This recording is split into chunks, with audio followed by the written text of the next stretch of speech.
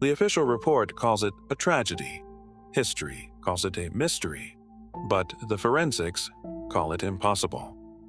Zero trace of drugs in the stomach, a timeline missing 4 hours, and a secret diary that disappeared before the sun came up. Marilyn Monroe wasn't just a star, she was a national security threat. And in 1962, threats were neutralized. Today, rare history connects the dots between the mafia, the White House, and the empty bottle to show you why her death wasn't by her own hand. It was a deadline. The pass-around protocol. To understand why she had to die, you first have to understand how she was used. Most biographies romantically paint Marilyn as the secret love of John F. Kennedy. The reality was much colder and more calculating. FBI files and witness testimonies suggest she wasn't just a mistress, she was a party favor passed between the most powerful men in America. By the late summer of 1962, President Kennedy was finished with her. He viewed her escalating emotional instability as a political liability. According to close associates, JFK explicitly passed her contact information to his brother, Attorney General Robert F. Kennedy. Marilyn fell deeply in love with Bobby, genuinely believing he would leave his wife, Ethel, to marry her. But for the Kennedys, Marilyn wasn't a partner. She was a national security risk. During their intimate moments, she sat in on, and sometimes participated in, conversations about the mafia, the plot to assassinate Fidel Castro, and atomic testing in Nevada. And Marilyn had a dangerous habit. She wrote things down. When Bobby stopped returning her calls and the White House switchboard blocked her number, Marilyn didn't just get her heart broken, she realized she had been used. That is when the sadness turned into a blind, dangerous rage. The Monday deadline. The Red Diary. Marilyn wasn't just a discarded lover, she was a ticking time bomb, with a very specific detonation time. This brings us to the Red Diary. Deputy Coroner Lionel Grandison, who signed her death certificate, later went on record with a bombshell admission. He stated that a small red book was found in the room and arrived at the morgue along with her body. He saw it with his own eyes. What was in it? Her friend Robert Slatzer claimed Marilyn read passages to him. It contained names, dates, and direct quotes from the Kennedy brothers regarding government operations. When the brothers cut her off, Marilyn issued an ultimatum. She told Slatzer she planned to hold a massive tell-all press conference the very next Monday morning. She was going to burn the Kennedy dynasty to the ground. Marilyn died late Saturday night. The press conference was scheduled for Monday morning. The timing is not a coincidence. In the world of political assassinations, this is known as cleaning house. She didn't just die, she was stopped before a deadline. The Cal-Neva Nightmare. The danger wasn't just coming from Washington, it was coming from the underworld.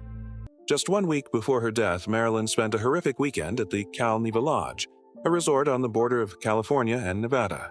This place was owned by Frank Sinatra and the Chicago mob boss, Sam Giancana. This weekend is the missing link in her psychological breakdown. Witnesses claim Marilyn was drugged, abused, and photographed in compromising positions by mob associates. The theory is terrifying.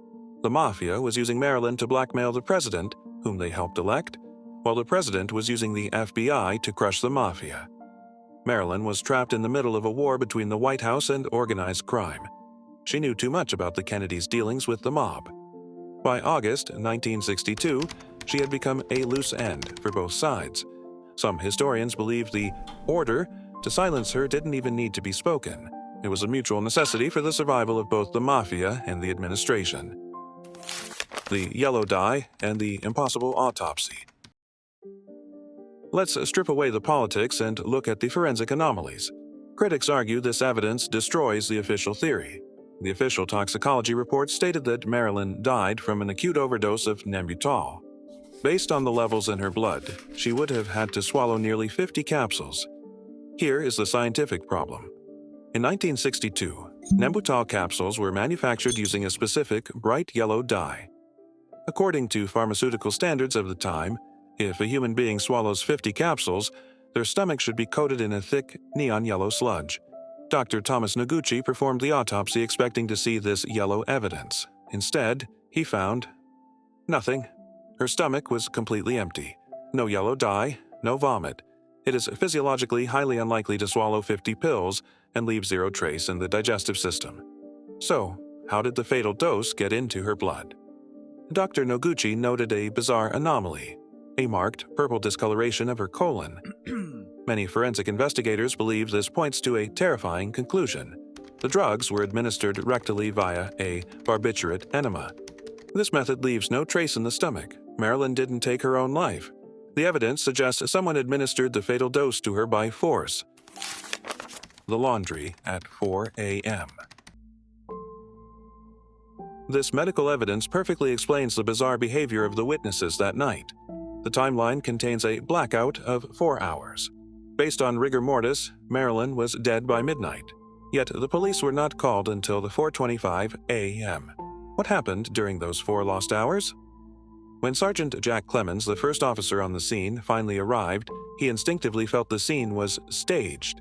The body was posed too perfectly. The pill bottles were lined up too neatly. But the most chilling detail involves the housekeeper, Eunice Murray. Imagine the scene. It is 4 o'clock in the morning. Your employer, a world-famous icon, is lying dead in the bedroom. Do you cry? Do you pray? Do you call a doctor? Eunice Murray was found running the washing machine. She was frantically washing bedsheets in the middle of the night while the police were knocking on the door. Why? Connect this to the medical evidence. If the fatal dose was administered via a barbiturate enema, the process would have been messy. The bedsheets would have been soiled, providing biological proof of a homicide. Eunice Murray wasn't doing chores. She was destroying the most critical evidence of the crime. She was scrubbing the murder weapon, the sheets, clean. The alibi that shattered. For decades, the Kennedy estate claimed Bobby was 400 miles away in Northern California. That alibi is a lie. Beverly Hills police officer Lynn Franklin recorded stopping a speeding black Lincoln Continental on Olympic Boulevard at exactly 12:10 a.m. Driving the car was actor Peter Lawford. In the back seat, the officer identified a terrified Robert F. Kennedy. They were speeding east, directly away from Marilyn's neighborhood just minutes after her death. Witnesses also reported a helicopter landing nearby earlier that night. He didn't come to save her. He came to retrieve the red diary. The missing tapes. Marilyn's house was the most bugged building in Hollywood. Bernie Spindell, a surveillance expert known as the King of Wiretaps, testified under oath that he tapped her lines and listened live that night. Spindell heard a violent argument, the distinct screaming voice of Robert Kennedy, a loud crash, and then silence. In 1966, the district attorney raided Spindell's home. They didn't take money. They seized specifically the tapes labeled Marilyn Monroe. Those recordings were destroyed, erasing the audio proof of her murder from history.